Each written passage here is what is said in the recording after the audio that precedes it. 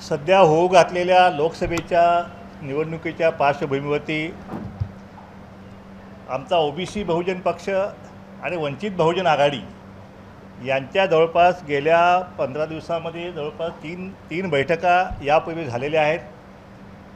त्यामध्ये वंचित बहुजन आघाडी आणि आमचा पक्ष जो आहे त्यांचे युती होऊन या महाराष्ट्रामध्ये एकत्रित निवडणूक लढाव्यात अशी भावना जी आहे ती गेल्या 3 बैठकामध्ये त्यावेळी चर्चा झाली।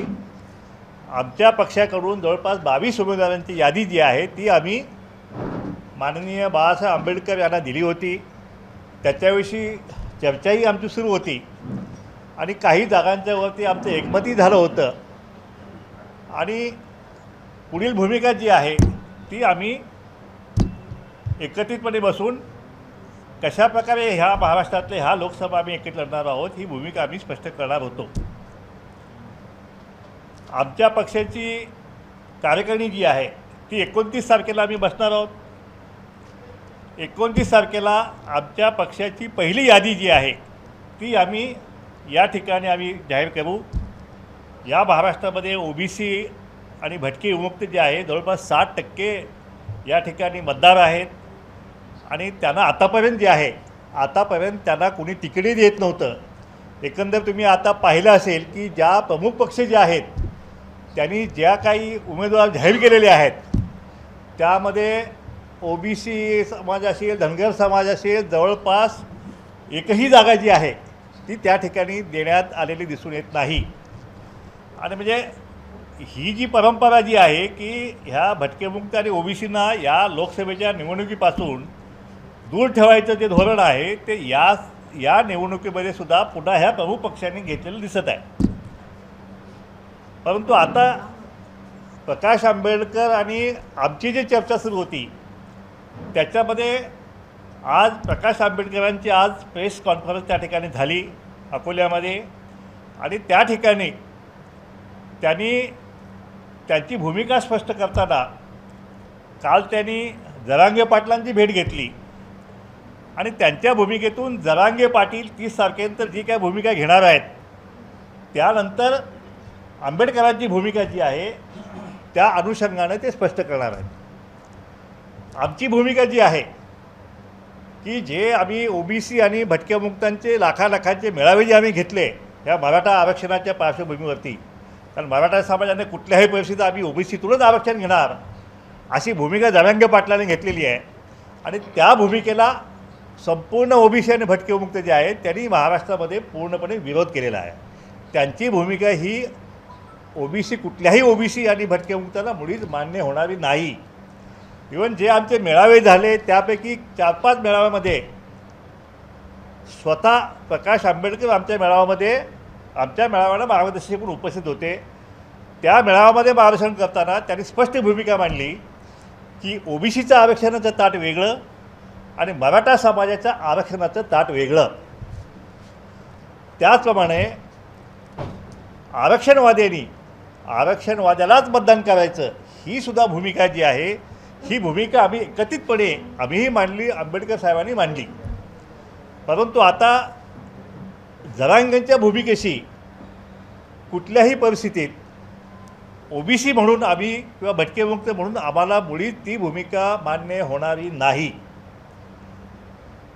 जरांगेंना आंबेडकरांची भूमिका जी आहे की ओबीसीचं ताट वेगळं, मराठा समाजाचं ताट वेगळं, ही आंबेडकर साहेबांनी मांडलेली भूमिका जी आहे ती जरांगेंना मान्य आहे का?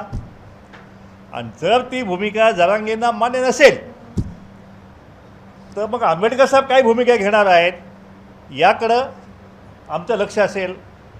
कारण कुठल्याही परिस्थितीत ओबीसी आरक्षणाचं 3-13 झालेलं आम्हाला चालणार नाही आणि जरांगेंची भूमिका आजसुद्धा जी आहे कुठल्याही परिस्थितीत ओबीसीचंच आरक्षण पाहिजे आणि तेही सगळ्यांचा GR काढून संबंध मराठा समाजाला, सरसकट मराठा समाजाला कुणबी दाखले देऊन ओबीसीमध्ये घालण्याची जी भूमिका जी आहे ती भूमिका आम्हाला मुळीच मान्य नाही। आंबेडकर साहेबांना आमची विनंती आहे की तुम्हीसुद्धा ही भूमिका जी आहे याविषयी आपली भूमिका जर स्पष्ट केली तर बरं होईल। कारण शेवटी राजकारण करत असताना समाजकारणाचा सत्यानाश झालेला ह्या ओबीसीला मुळीच चालणार नाही आणि म्हणून ही भूमिका स्पष्ट होणं फार महत्त्वाचं आहे. जर ही भूमिका जी आहे ती आंबेडकर साहेबांनी भूमिका मांडली, जर ती जरांगेंना मान्य नसेल तर मग जरांगे आणि आंबेडकर साहेब हे कुठल्या तत्त्वावरती एक होणार आहेत हेही सुद्धा आम्हाला स्पष्ट होणं अतिशय आवश्यक आहे. आमची विनंती राहील आंबेडकर साहेबांना की जी भूमिका आपण मिळवून घेतलेली आहे की जी एकंदर महाराष्ट्रामध्ये जवळपास 60-65% जनतेच्या हिताची भूमिका आपण सगळ्यांनी म्हणून यापूर्वी घेतलेली आहे, त्या भूमिकेशी आपण कुठल्याही परिस्थितीत आपण ठाम असणं ही काळाची गरज आहे. आणि म्हणून माझी विनंती आहे आंबेडकर साहेबांनासुद्धा, दलित बांधवांनासुद्धा की या आरक्षणाच्या लढाईमध्ये यामध्ये आरक्षणवाद्यांनी आरक्षणवाद्यालाच मतदान केलं गेलं पाहिजे ह्या भूमिकेशी आपण सगळ्यांनी मिळून ठाम असणं, तरच आपल्याला हा सामाजिक न्याय जो आहे तो या राज्यामध्ये आपल्याला मिळवता येईल. नाहीतर पुन्हा जे आहे भविष्यात आपल्या ह्या ओबीसी भटक्यामुक्त आणि दलितांच्या पिढ्या ज्या आहेत या महाराष्ट्रामध्ये उद्ध्वस्त झालेल्या आपल्याला पाहायला मिळतील. म्हणून हा सामाजिक न्यायाचा लढा जो आहे तो आम्हाला ह्यावेळी मतपेटीतून आम्हाला लढावाच लागेल आणि ती लढाई आम्हाला जिंकावीच लागेल. मग ही लोकसभेची निवडणूक असेल किंवा विधानसभेची निवडणूक असेल, त्या निवडणुकीतून कुठल्याही परिस्थितीत सत्ता जी आहे ही सत्ता आम्हाला ओबीसी भटकेमुक्त आणि आमच्या मागासवर्गीयांना जी आहे ती सत्ता संपादन करण्याचा जो आहे हे एक आम्हाला एक मिळाली संधी आहे. आणि ती संधी सगळ्या दलित बांधवांनी मिळून, सगळ्या मागासवर्गीयांनी मिळून एकत्रितपणे लढा दिला तरच ही संधी जी आहे ती आपण प्राप्त करू शकू.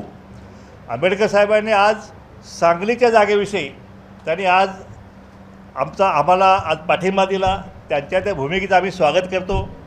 त्याचप्रमाणे ते स्वतः अकोल्यामध्ये लढणार आहेत, त्यामुळं त्या अकोल्यामध्ये सुद्धा आमचा ओबीसी आणि भटकम समाज जो आहे तो संपूर्णपणे आम्ही आमचा संपूर्ण पक्ष, आमचे सगळे कार्यकर्ते, सगळे आमचे सामाजिक नेते कार्यकर्ते सगळे आंबेडकर साहेबांच्या पाठीमागं त्यांना निवडून आणण्यासाठी प्रयत्नाची पराकाष्ठा करतील आणि त्यांनाही आमचं समर्थन राहील. परंतु जरांगेच्या माध्यमातून जे काही येऊ घातलेलं आहे त्या बाबतीत मात्र आमची भूमिका जी आहे, आमची भूमिका ही आंबेडकर साहेबांची भूमिका स्पष्ट झाल्यानंतरच आम्ही त्या बाबतीतली भूमिका आम्ही स्पष्ट करू.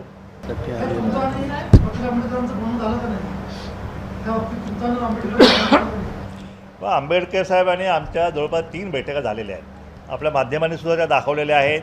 त्याच्यामध्ये आमची बरीचशी चर्चा जी आहे ती आमची झालेली आहे. परंतु आता जरांगेच्या माध्यमातून काय भूमिका ते घेत आहेत त्यावरती आमची भूमिका जी आहे ती आम्ही स्पष्ट करू. त्यांनी आजच प्रकाश आंबेडकर साहेबांची आजच प्रेस झालेली आहे काय, त्यामुळे आमची बैठक जी आहे त्यानंतर काल त्यांची बैठक झाली, जरांगेसोबत झाली, पण त्यांची प्रेस कॉन्फरन्सच्या माध्यमातून त्यांनी भूमिका आजच सकाळी मांडलेली आहे.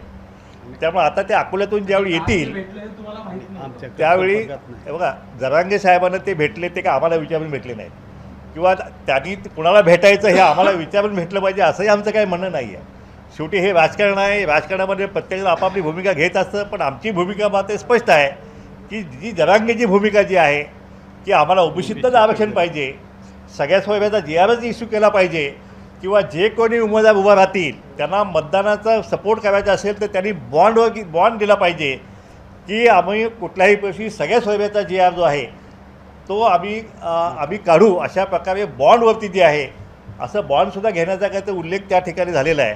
परंतु ही अशा प्रकारे बॉन्ड वगैरे जे आहे आमचा कुठलाही ओबीसी बांधव जो आहे असा कुणी आमदार जो असेल, जो कोणी अशा तऱ्हेनं जो बॉन्ड देणार असेल की आम्ही सत्तेत आल्यानंतर आम्ही मराठा समाजाच्यासाठी सगळे सोयऱ्याचा आम्ही GR काढू, अशा प्रकारे जो कोणी बॉन्ड देईल त्याच्या विरोधामध्ये हा महाराष्ट्रातला ओबीसी आणि भटकेमुक्त समाज मतदान केल्याशिवाय राहणार नाही. आंबेडकर साहेब जर समजा आंबेडकर साहेब जरांगेंसोबत आले तर तुम्ही काही वेगळी भूमिका घ्याल का? म्हणजे जरांगेंच्या भूमिकेशी आम्ही कदापि सहमत होऊ शकणार नाही. जोपर्यंत जरांगे ओबीसीतूनच आरक्षण पाहिजे आणि सगळ्या सोयऱ्याच्या GRच्या माध्यमातून सरसकट सगळ्या मराठा समाजाला ओबीसीत घातला, ही भूमिका जोपर्यंत जरांगे साहेब सोडत नाहीत किंवा तो 10% जो त्यांचा सरकारने जो दुसरा जो पर्याय त्यांना दिलेला आहे की संपूर्ण मराठा समाजाला 10% 50%चा वेगळा पर्याय करून 60%च्या वरचं 10% आरक्षण दिलेलं आहे, ती भूमिका ते स्वीकारत नाहीत आणि ओबीसीतून आरक्षणाची भूमिका सोडत नाहीत. तोपर्यंत आमचं आणि जरांगे साहेबांचं जे आहे ते कदापिही जमणं शक्य नाही. 100% त्यांनी आम्हाला चांगली सपोर्ट करणार आहेत, तर आम्ही त्यांना अकोल्यामध्ये आम्ही त्यांना सपोर्ट करणार आहे. हे तर गिव्ह अँड टेक तर होणारच आहे आमचं त्यांच्यामध्ये. वैचारिक मतभेद आहे.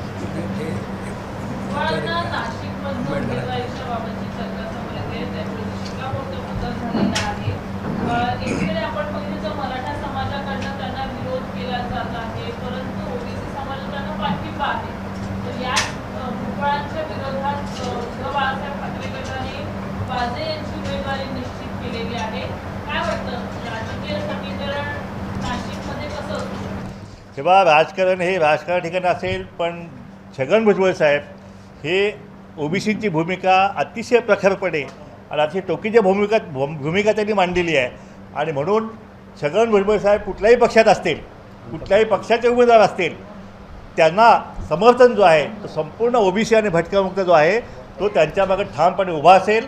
आणि कुठल्याही परिस्थिती जी आहे हे मराठा समाज त्यांना पाडण्याचं जे स्वप्न पाहत आहे ते कदापि आम्ही त्यांचं स्वप्न आम्ही त्यांचं खरं होऊ देणार नाही. पण ओबीसी नेते असल्यामुळे मराठा मतदारांकडनं उमेदवाराला विरोध होईल असं चित्र पाहायला मिळू शकतं का? नाही, हे तर यापूर्वी सुद्धा तसे अनुभव भुजबळांना आलेले होते आणि आता उद्धव ठाकरेंनी मराठा कॅन्डिडेट दिलेला आहे. बघा, जरांगेंनी यापूर्वीच भूमिका मांडलेली आहे की भुजबळांना कुठलाही मराठा समाज मतदान करू नये. परंतु त्याच ठिकाणी जवळपास 70% ओबीसी आहे. त्या मतदारसंघामध्ये 10-12%च मराठा समाज आहे.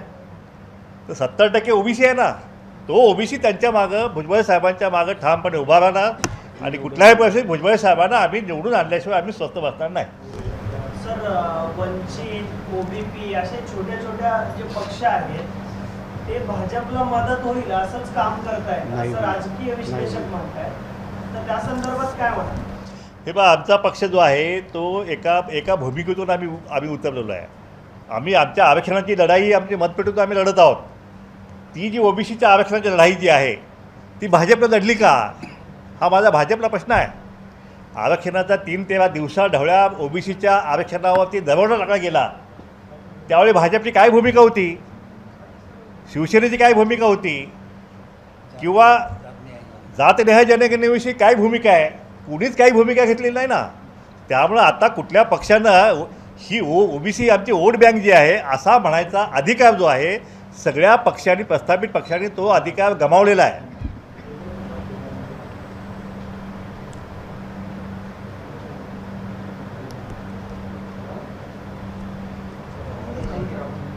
अण्णा, तुम्ही आंबेडकरांना जी 22 जणांची यादी दिलेली आहे 22 उमेदवारांची, त्याच्यामध्ये मुंबईतले कोणते मतदारसंघ आहेत काही सांगता येऊ शकतात का? मुंबईमधले आमचे ईशान्य मुंबई आणि दक्षिण मध्य मुंबई हे दोन मतदारसंघ जे आहेत ते आमच्या 22मध्ये आमचे आहेत. तिथं आमचे उमेदवार तयार आहेत. बाकी बारामतीतला उमेदवार जो आहे 31 तारखेला बारामती मतदारसंघामध्ये मोठा ओबीसीचा मेळावा होणार आहे. त्याच्यामध्ये बारामतीचा उमेदवार जो आहे तो अतिशय ताकदीनं जो आहे त्या दिवशी आम्ही त्या डिक्लेअर करू. आणि 2 प्रस्थापित मराठा समाजाच्या उमेदवाराविरुद्ध एक विस्थापित जो आहे तो ओबीसी जो आहे तो ओबीसी उमेदवार जो आहे तो 31 तारखेला त्या दिवशी आम्ही जाहीर करू. सांगलीला जो जे आहे 30 तारखेला आम्ही सांगलीला त्या ठिकाणी कार्यकर्त्यांचा मेळावा आम्ही घेतलेला आहे. त्या ठिकाणी कार्यकर्त्यांशी चर्चा करून आम्ही सांगलीची निवडणुकीची भूमिका जी आहे ती सुद्धा आम्ही 30 तारखेला सांगलीमध्ये आम्ही जाहीर करू. राज्यातल्या अशा कोणकोणत्या सीट बाबत तुम्ही आग्रही असणार आहात आणि त्यात तुम्ही लढणारच आहात? बघा, नांदेडमध्ये आम्ही अविनाश भोसीकर यांची उमेदवारी जाहीर केलेली आहे. त्यांचा प्रचार आम्ही सुरू केलेला आहे. हिंगोलीचा उमेदवार जो आहे तो सुद्धा आमचा तयार आहे. त्या ठिकाणी आम्ही आमचे जिल्ह्याचे अध्यक्ष आहेत ते इच्छुक आहेत. त्याचप्रमाणे काही दुसऱ्या पक्षातले काँग्रेसमधले एक मोठे नेते तेही आमच्याकडे इच्छुक आहेत. अशा प्रकारे बरेच मोठे मोठे नेते जे आहेत ते आमच्या संपर्कात आहेत. आणि ती यादी जी आहे ती आम्ही 29 तारखेला आमच्या पक्षाची सुकाणू समिती बैठक जी आहे ती त्या ठिकाणी 29 तारखेला होणार आहे. आणि त्या ठिकाणी आमची पहिली यादी जी आहे ती आम्ही त्या ठिकाणी आम्ही जाहीर करू. बारामतीचा मेळावा हा दौंड येथे 31 तारखेला नक्की झालेला आहे. आणि त्या ठिकाणी बारामतीच्या उमेदवाराची घोषणा जी आहे ती आम्ही त्या ठिकाणी करू. आणि त्यानंतर मात्र बारामतीची जी निवडणूक जी आहे ती या महाराष्ट्रामध्ये एक लढत जी अशी लढत होणार आहे की त्या ठिकाणी कुठल्याही परिस्थितीत म्हणजे आमच्याकडे धनपेटी नाही, पण आमची मतपेटी जी आहे ती ओबीसीची 60% मतपेटी जी आहे ती भरलेली असेल. ज्या दिवशी निवडणूक होईल त्या दिवशी EVMमध्ये आपल्याला ओबीसी मतदानाचे स्फोट झालेले पाहायला मिळतील. अण्णा आता ओबीसीचे नेते श्रावण देवरे साहेब यांची आता पत्र परिषद झाली आणि यापूर्वी ओबीसीचे बऱ्याच अशा बॅनर खाली परिषदा झाल्या. आता ओबीसी बहुजन पार्टी जी आहे तर ओबीसीमध्ये जे मतभेद असेल तर आता ओबीसी बहुजन पार्टीकडून कशाला निवडून येईल? हे पहा, दलित समाजामध्ये अनेक पक्ष आहेत, अनेक नेते आहेत. त्यामुळं ओबीसीमध्ये सुद्धा अनेक नेते असू शकतात. लोकशाही आहे, कुणी कधीही पक्ष काढू शकतो, कुणी कुठेही उमेदवार उभा करू शकतो. त्यामुळं आणि कुणी पक्ष काढला असेल किंवा आणि कुणी उमेदवार उभा करणार असेल तर त्याला आम्ही विरोध करू शकत नाही ना, ही लोकशाही आहे. पण आम्ही जे आहे आम्ही एका भूमिकेतून आम्ही या लढ्यामध्ये आम्ही उतरलेलो आहेत. ही आरक्षणाची लढाई आमची जी आहे ती आम्ही मतपेटीतून ह्यावेळी आम्ही लढणार आहोत आणि आम्ही जिंकणार सुद्धा आहोत. आमचे उमेदवार आम्ही 29ला आम्ही जाहीर करू. प्रकाश आंबेडकरांनी मनोज जरांगे पाटील जर अलायन्स झालं दिलेला पाठिंबा प्रकाश आंबेडकरांना काढणार.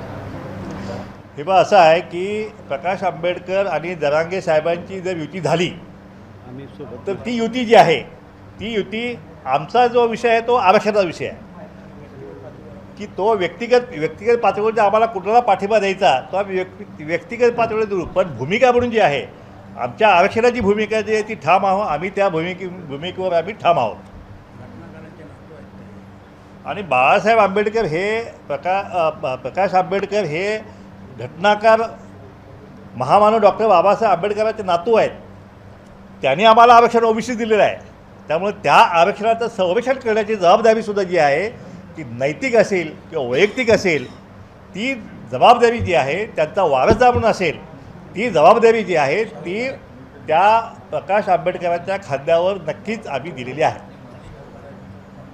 त्याचप्रमाणे कोल्हापूर या ठिकाणी कोल्हापूर येथे शाहू महाराज आम्हाला ज्यांनी आरक्षण दिलं ओबीसीचं त्या शाहू महाराजांचे वंशज जे आहे त्या ठिकाणी कोल्हापूरमध्ये निवडणूक लढत आहेत. ते कुठल्या पक्षाकडून लढतात हा आमचा विषय नाही आहे, पण त्यांचे वारसदार म्हणून आमचं कर्तव्य आहे की त्यांनी त्या ठिकाणी निवडून आलं पाहिजे. म्हणून तिथल्या सगळे ओबीसी आमचे कार्यकर्ते आम्ही त्या ठिकाणी 30 तारखेला आम्ही कोल्हापूरमध्ये सुद्धा आम्ही त्या ठिकाणी आमचा कार्यक्रम मेळावा होत आहे. त्या ठिकाणी आम्ही त्यांना जाहीरपणे पाठिंबा जो आहे सक्रिय पाठिंबा तो आम्ही त्या ठिकाणी त्यांना देणार आहोत. सगळे 48 सीट आपल्या आघाडी हां सगळे जे 48 सीट महाराष्ट्राचे ओबीसीचे आपल्या तुमचा आवाज येत नाही. सगळे 48 आपल्या ओबीसी करणार. हो बघा आमची तर इच्छा सगळी 48 उद्या लढायची आमची इच्छा आहे. परंतु आता वेळ जी आहे त्या वेळेअभावी काही मतदारसंघामध्ये उदाहरणार्थ आता विदर्भ जे आहे तर उद्या तर लास्ट सीट आहे. आता आम्ही आंबेडकर साहेबांसोबत आम्हाला वाटलं की आंबेडकर साहेब विदर्भामध्ये त्या उमेदवार देणार आहेत म्हणून आम्ही तिथं तर आम्ही तयारी केलेली नाही. पण पश्चिम महाराष्ट्र, मराठवाडा आणि उत्तर महाराष्ट्रामध्ये जे आहे आमची तयारी पूर्ण आहे आणि त्या ठिकाणी आमचे उमेदवार जे आहेत ताकदीनं उभा राहायला आपल्याला दिसतील.